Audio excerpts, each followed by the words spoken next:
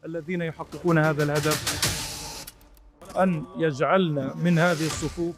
Israel dilaporkan diserbu serangkaian rudal hipersonik yang diluncurkan oleh pejuang perlawanan Palestina. Brigade Al-Quds sayap militer Jihad Islam Palestina meluncurkan rentetan roket menghantam pasukan Israel. Sirine serangan udara meraung di seluruh penjuru Israel menyusul hantaman dahsyat rudal dari Gaza.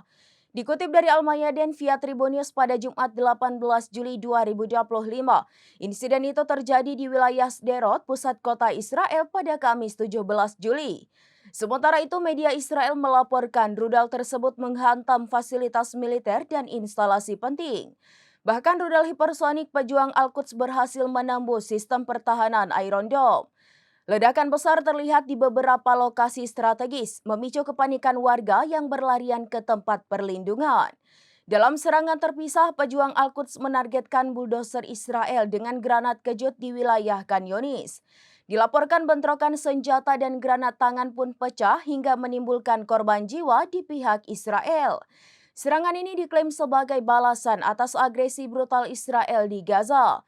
Selain itu, Brigade Martir Al-Aqsa juga melancarkan serangan terhadap posisi pasukan Zionis. Mereka menghujani kendaraan lapis baja Israel dengan tembakan mortir berat. الذين يحققون هذا الهدف أن يجعلنا من هذه الصفوف.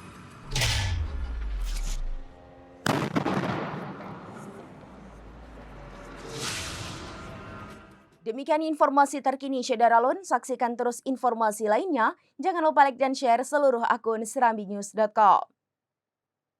Download Tribun X sekarang, menghadirkan lokal menjadi Indonesia.